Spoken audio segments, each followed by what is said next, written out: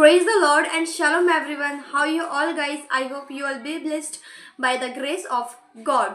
So the topic is we are praying but we are not seeing any result. मतलब कि हम प्रार्थना कर रहे हैं बट हमें कोई रिजल्ट नहीं मिल रहा है या फिर कोई आंसर नहीं मिल रहा है. तो ऐसा क्या हो रहा है और ऐसा क्यों हो रहा है कि हम प्रार्थना भी कर रहे हैं बट हमें कोई रिजल्ट नहीं मिल रहा है.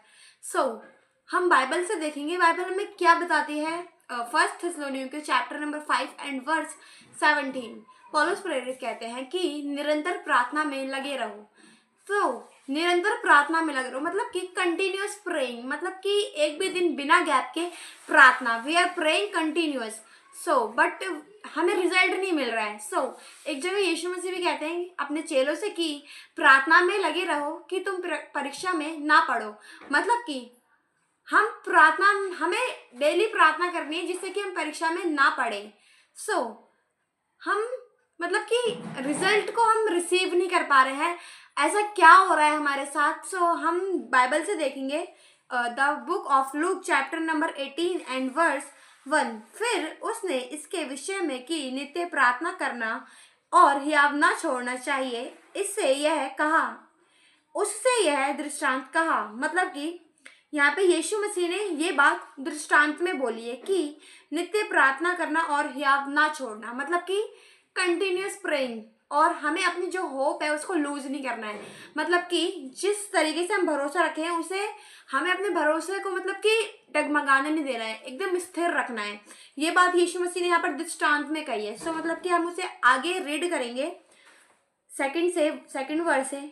किसी नगर में एक न्यायी रहता था जो न परमेश्वर से डरता था और न किसी मनुष्य की परवाह करता था. इसी नगर में एक विधवा भी रहती थी जो उसके पास आकर कहा करती थी, मेरा न्याय चुकाकर मुझे मुद्दई से बचा. कुछ समय तक तो वह ना माना, परंतु अंत में मन में विचार कर कहा, यद्यपि मैं ना परमेश्वर से डरता और ना मनुष्य की कुछ परवाह करता, तो भी यह विधवा मुझे सताती रहती है. इसीलिए मैं उसका न्याय चुकाऊंगा.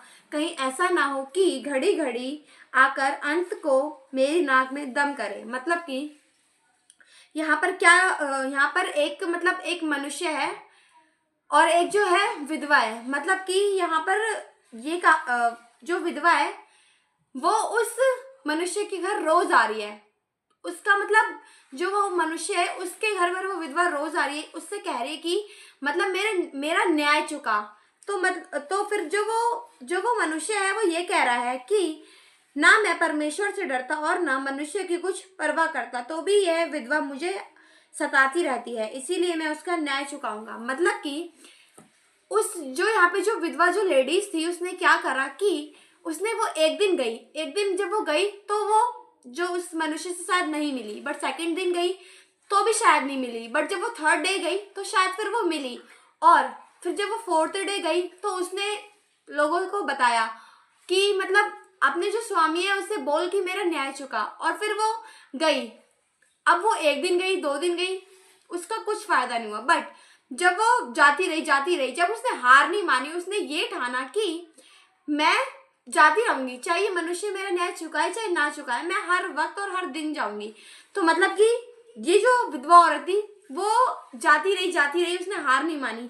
बट क्या आज हम ऐसा करते हैं कि हम क्या करते हैं, हमारा कुछ काम नहीं हो रहा होता, हम प्रार्थना करते हैं 1 दिन 2 दिन, उसके बाद हम नहीं करते प्रार्थना और हमें लगता है कि उत्तर तो आ ही नहीं रहा है, आंसर तो आ ही नहीं रहा है, हमारी प्रार्थना करना व्यर्थ है. तो हमें उस वक्त प्रार्थना करना छोड़ना नहीं है, क्योंकि परमेश्वर ने क्या कहा है कि निरंतर प्रार्थना करते रहो कि तुम परीक्षा में ना पढ़ो. और हम क्या करते हैं, 1-2 दिन प्रार्थना करते हैं, ज़्यादा से ज़्यादा हम 3-4 दिन प्रार्थना करते हैं और उसके बाद हम प्रार्थना नहीं करते. तो उसकी वजह से ही हम परीक्षा में चले जाते हैं और जो हमारा जो आंसर जो रिजल्ट आना होता है वो डिले हो जाता है. मतलब कि वो लेट हो जाता है. तो हमें कंटिन्यूस प्रे करनी है, चाहे हमें कोई रिजल्ट दिखे चाहे ना दिखे. बट जब हम निरंतर प्रार्थना करते रहेंगे तो फिर परमेश्वर उस काम को जल्दी करेगा. तो मतलब कि इस वचन से हमें यही सीखने के लिए मिल रहा है कि जब वो मनुष्य उस विधवा का न्याय चुका सकता है तो फिर हमारा परमेश्वर हमारा न्याय क्यों नहीं चुकाएगा. तो मतलब कि परमेश्वर हमसे इतना प्यार करता है, वो तो कि उसने अपने इकलौते पुत्र को दिया. तो हमें परमेश्वर से आज रेगुलर प्रार्थना करनी है, एक भी दिन हमें गैप नहीं देना है.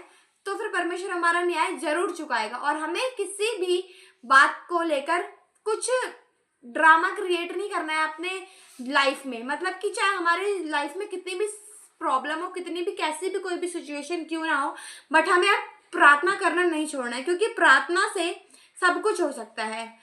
तो हमें प्रार्थना करना नहीं छोड़ना है। जब उस मनुष्य ने उस विधवा लेडीज का न्याय चुकाया, तो फिर परमेश्वर आज हमारा न्याय क्यों नहीं चुकाएगा? वो तो हमसे प्रेम करता है।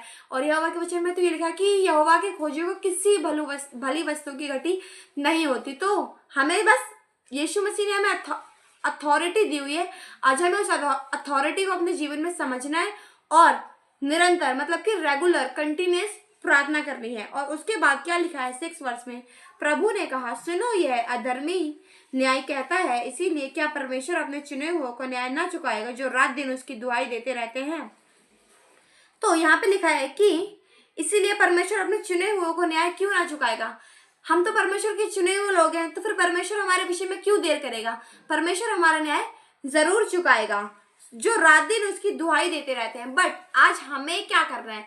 क्या आज हम उसकी रात दिन दुहाई दे रहे हैं? अगर हम उसकी रात दिन दुहाई दे रहे हैं तो फिर परमेश्वर हमारा न्याय जरूर चुकाएगा, क्योंकि परमेश्वर के वचन में जो लिखा हुआ है वो हर एक चीज पूरी होगी। तो आज हमें बस इस चीज को क्लियरिफाई करना है कि हमें रेगुलर, हमें कंटिन्यूस प्रार्थना करनी है, जिससे कि परमेश्वर हमारे लिए, ताकि क्योंकि परमेश्वर अपने वादे से बंधा हुआ है। वो हम सभी के विरुद्ध में काम नहीं करता, बट हम मजबूर कर देते हैं परमेश्वर को कि परमेश्वर को ऐसा करना पड़ता है। बट हमें आज समझना है, हमें कंटिन्यूस प्रार्थना करनी है, जिससे कि परमेश्वर हमारे जीवन में अद्भुत रीति से और अच्छी तरीके से काम करे।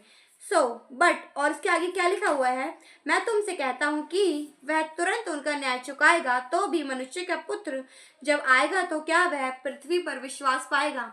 मतलब कि परमेश्वर जो यीशु मसीह है वो हम सब का न्याय चुकाएंगे। बट जब यीशु मसीह इस धरती के ऊपर आएंगे रैप्चर के टाइम पे, तो फिर क्या वो विश्वास को पाएंगे? तो मतलब कि आज हमें हमारे जीवन में चाहे कैसी भी प्रॉब्लम हो, कैसी भी समस्या हो, हमें बस प्रार्थना करनी है और हमें अपने विश्वास को लूज नहीं होने देना है, क्योंकि विश्वास ही है जो हमें स्थिर करके रखता है। तो अगर आज हम अपने विश्वास को अच्छी रीति से, सही तरीके से बिल्ड करेंगे, तो फिर परमेश्वर हमारे लिए हर एक चीज को पूरा करेगा। बट आज हमें अपने विश्वास को बना के रखना है, कायम रखना है अपने विश्वास को। परमेश्वर फिर हमें सारी चीजें देने के लिए रेडी है। हमें निरंतर प्रार्थना करना है और अपनी होप को लूज नहीं होने देना है और अपने फेथ को लूज नहीं होने देना है। हमें 3 चीजों का ध्यान बहुत ही अद्भुत रीति से रखना है कि ना ही तो हमारा विश्वास घटने पाए और ना ही हमारी प्रार्थना घटने पाए और ना ही हमारा परमेश्वर से प्रेम घटने पाए, जिससे कि परमेश्वर जब परमेश्वर आएगा तो हम उसके लिए पूरी तरीके से तैयार होंगे। I hope you all be blessed by the grace of God and Shalom. God bless you all. Amen.